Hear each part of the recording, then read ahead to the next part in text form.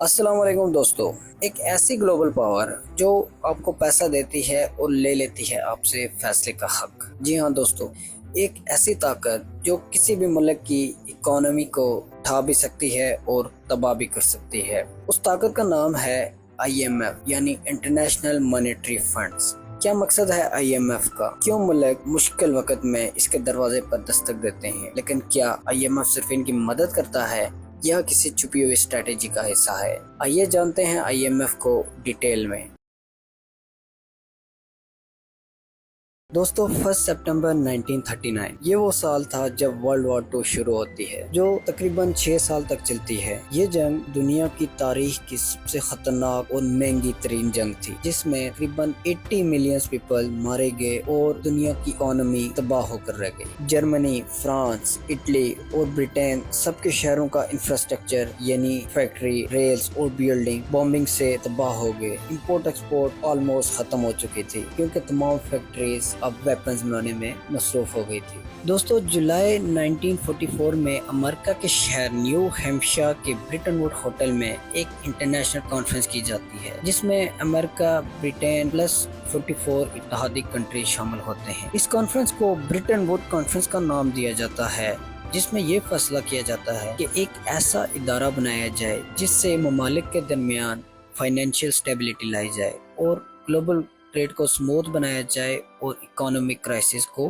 Control किया जाए। और इस फैसले में दो लोगों का बहुत अहम किरदार था, एक British economist John Maynard Keynes और दूसरा American representative Harry Dexter white का। दोस्तों यही वो साल था जब IMF की बुनियाद रखी गई और बिल आखिर 27 दिसंबर 1945 को IMF बन चुका था, लेकिन अभी तक इसने अपना काम शुरू नहीं किया था। IMF ने अपना प्रॉपर काम 1947 में शुरू किया। अपना पहला कर्जा फ्रांस को दिया जो तकरीबन $25 मिलियन था। सवाल ये पैदा होता है कि जब बना 45 में था तो उसने अपना काम 47 में क्यों शुरू किया? उसकी वजह यह है इदारा तो बन चुका था, लेकिन इसे अपने ऑपरेशन शुरू करने के लिए कुछ वक्त दरकार था। रुकन ममालिक को रकम जमा करवानी थी, जिसे कोटा कहते हैं, ताकि IMF के पास कर्जा देने के लिए सरमाया हो। इदारे की मैनेजमेंट, स्टाफ, ऑफिस, पॉलिसीज, यही वो वजूहात थी जिस वजह से IMF अपने ऑपरेशन 45 में शुरू ना कर सका था। लेकिन मार्च 1947 में अपना काम शुरू कर दिया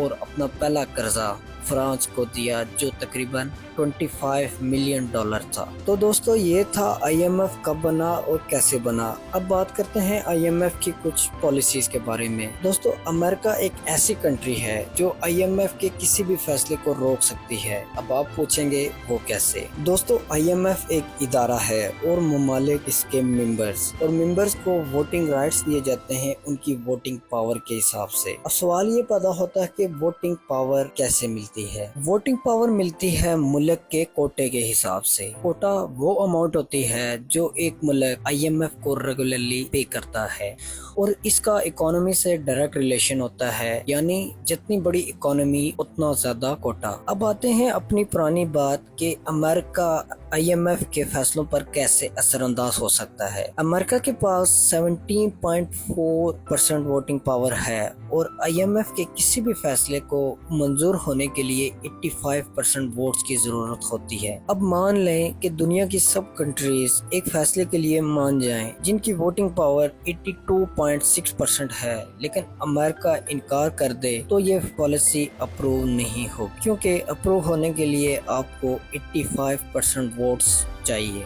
अगर हम ये कहें कि अमेरिका ही IMF का करता धरता है तो ये गलत ना होगा, और इसीलिए दुनिया में तमाम कंट्रीज अमेरिका से बना के रखते हैं। अब बात करते हैं कि कर्जा क्यों और किन शराइत पे देता है। पहले बात करते हैं कि कर्जा क्यों देता है, तो उसका जवाब है अपना ग्लोबल रोल निभाने के लिए। जब किसी मुल्क की मईशत बहुत खराब हो जाए, यानी फॉरेन रिजर्व खत्म हो जाए, करेंसी की कीमत गिर जाए, महंगाई बढ़ जाए, मुल्क डिफॉल्ट के करीब हो, तो IMF उसे टेम्परेरी फाइनेंशियल सपोर्ट देता है ताकि वो अपनी इकोनॉमी को स्टेबल कर सके। अब यहाँ सवाल ये पैदा होता है कि IMF इसमें अपना ग्लोबल रोल कैसे अदा करता है। तो उसका जवाब है कि जब एक मुल्क डिफॉल्ट के करीब हो, उसकी इकोनॉमी तो खराब है ही, लेकिन साथ में बाकी कंट्रीज जो उस मुल्क से किसी न किसी तरह लिंक हैं, उनकी इकोनॉमी पर भी फर्क पड़ेगा। तो इसीलिए IMF उन कंट्रीज को सपोर्ट करता है जिनका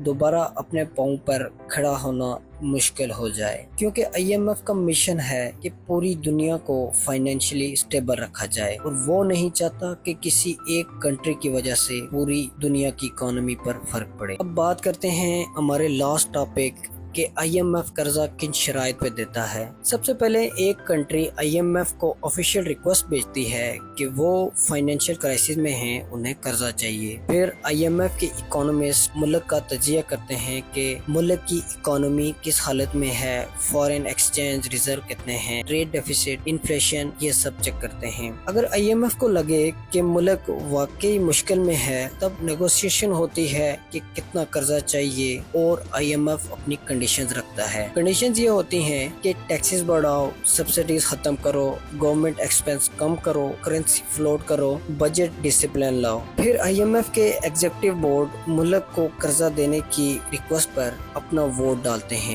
और अगर मेजोरिटी हाँ कह दे तो कर्जा अप्रूव हो जाएगा। अब बात आती है कि कर्जा कैसे दिया जाता है। कर्जा इकट्ठा नहीं बल्कि इंस्टॉलमेंट्स में दिया जाता है और IMF मुल्क को मॉनिटर कर रहा होता है कि क्या वो पॉलिसीज को फॉलो कर रहा है या नहीं। अगर वो मुल्क पॉलिसीज को फॉलो ना कर रहा हो तो उसकी अगली किस्त रोक दी जाती है। अब यहाँ पे सवाल ये पैदा होता है कि IMF जो कर्जा देता है क्या वो वापस लेता है या कोटे में ही एडजस्ट करता है। तो उसका जवाब है कि जी हाँ, IMF अपना कर्जा सूद समेत वापस लेता है और कोटा IMF को रेगुलरली मुल्क को पे करना पड़ता है। अब एंड पे कंक्लूजन ये निकलती है कि जब डिफॉल्ट हो जाता है तब IMF और आम आवाम दोनों के लिए सर्वाइवल मुश्किल हो जाता है। लेकिन जब एक मुल्क IMF से कर्जा लेता है, मुल्क अब इकोनॉमी और गवर्नमेंट तो स्टेबल हो ही जाती हैं, लेकिन इकोनॉमी को स्टेबल होने में जो टाइम लगता है उस दौरानिये में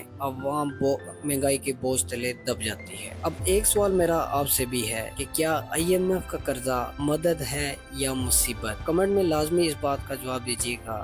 वीडियो कैसी लगी कमेंट में लाजमी बताइएगा। ऐसी ही इंफॉर्मेटिव वीडियो देखने के लिए हमारे चैनल को सब्सक्राइब लाजमी कीजिएगा। मिलते हैं अगली वीडियो में, तब तक के लिए अल्लाह हाफिज।